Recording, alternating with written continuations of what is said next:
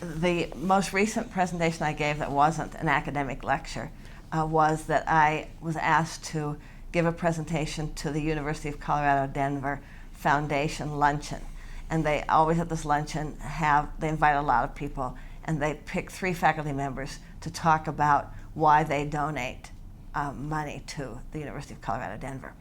And so I knew there were going to be 2 other people talking on the same topic. So I thought, well, I got to come up with something interesting, otherwise we'll all sound the same.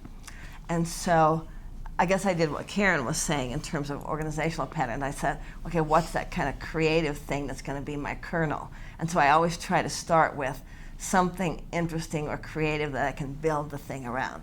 And so what I came up with was, those of you who are familiar with University of Colorado Denver know that it's one of several different universities in the University of Colorado system. And the University of Colorado at Boulder is often called the flagship institution. And so several years ago, I came up with the idea that, well, if they're the flagship, we're the pirate ship. And pretty soon we're going to steal their stuff because we're interesting and innovative and we've got the most interesting students. And so I thought, oh, I'm going to use this pirate ship as a metaphor to organize my presentation around. So once I get that idea, then the rest of it falls pretty quickly into place.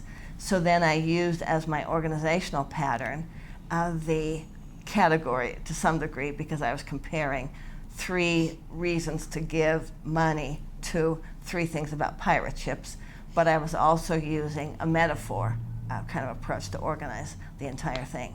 And so it easily gave me some forms of elaboration. I looked up things about pirate ships. I mean, I only knew about them from the movies, but I looked up language, so I was using language like anchors away and come on me mateys, and I was doing all this kind of stuff that I would not normally say. But it was an easy way to organize and elaborate on my ideas. And so I had things like, for example, one of my points was pirate ships have to be really nimble, because they have to get in and out of coves really quickly. And so I talked about how our university is really nimble and innovative because we're not tied to all the structures and the traditions that Boulder is, for example. So I had 3 points like that that compared why you would give to our university and compared them to things about pirate ships. So I think my basic process is to try to get that one key idea that's going to organize everything. And then, like we were talking earlier in terms of alignment, everything else just sort of falls into place. It gives me inventio, the first canon of classical rhetoric. It gives me invention ideas once I get that kernel. And the speech I'll talk about is one on guerrilla gardening. I was asked to speak at a new store was opening in town called Urban Store. It was a kind of an urban gardening store. And so they had various workshops and little speakers as part of their kind of grand opening. And so I've been a guerrilla gardener for many years, and guerrilla gardening is like guerrilla warfare, where the fighting troops get in and get out, really quickly, stealthily. Guerrilla gardeners also get in and get out. They're usually gardening in the middle of the night. You're doing things that might take you onto other people's property. You're doing things that might be slightly illegal, but you're trying to make things prettier, weed places that need weeding, plant flowers, whatever. So anyway, they asked me to do a talk on guerrilla gardening. So I could have done this category thing. What am I going to organize this around? And yeah, I've got 3 main reasons or whatever that one might become a guerrilla gardener, but I thought, well, that's kind of boring. And I also knew I wanted to be able to give this to my public speaking classes. So then I thought, okay, I'm just going to go in search of an organizational pattern that's interesting and that works. So then I decided to do the acronym. And I didn't know what acronym I would come up with. I sort of came up with different words for different points, and then they switched around a lot, and finally I came up with the acronym RATTY, R-A-T-T-Y, because that's what neighborhoods look like before the guerrilla gardeners come in. So each of those stands for one aspect of guerrilla gardening. So the R stands for redefine. You have to redefine your place in the world, your place in the neighborhood.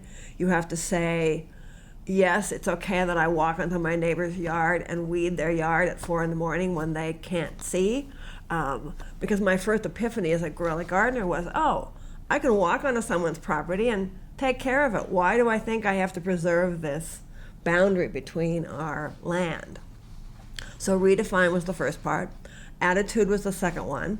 You have to kind of have a particular kind of attitude to be a guerrilla gardener. You have to be kind of bold and mischievous and be willing to, sort of get out there and do these things that you maybe never thought you would do before. I mean, some guerrilla gardeners have actually jackhammered up parking lots and planted trees, and I don't go quite that far. I mostly weed things, but you can do a whole variety of sorts of things. My third letter, T, stood for that you have to have a particular set of tools. So I talk about you need a big tub because you're carrying stuff around or you're weeding. You need a trowel. You need a flashlight because if you're out at night and you lay your trowel down, you can't see it. So you need the flashlight to find your tools once you've laid them down. Well, didn't you also have a... Yes, and so then I also have a green safety vest and a hard hat, because sometimes the best guerrilla gardening you can do is out in the middle of the day when you can't do it any other way because you either can't see or you need to be able to see stuff better. But if you're dressed like a safety worker or a city worker, you can just walk around and do stuff and people think you're legitimate. So sometimes being really visible can do the trick as well, can be part of your toolkit. My next T is task. You need some kind of task that you're going to do, some sort of mission. And guerrilla gardeners often respond to like a tweet or some kind of text message that goes out and says we're all meeting at such and such a place at such and such an hour. And so people just converge on that site and work on whatever people decide they ought to work on that night. And then my last one is Y, which stands for yikes. So yikes is what, you have to develop this phrase that you say if you indeed do get caught.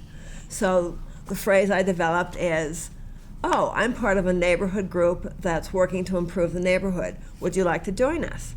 So you're ready with this line that can just, someone walks up and says, what are you doing in my yard at 5 in the morning? You say, hi, I'm part of a neighborhood group that's trying to improve the neighborhood. So anyway, by developing this acronym, this acronym, I was really able to think about, and it sort of forced me to come up with aspects about guerrilla gardening that I probably never would have, like the yikes statement. I would not have normally included that in a speech, but I think it makes it a little more fun. And I think in the book we call it the alphabet pattern, don't we? Maybe we do. Yes. But whatever it is. Okay.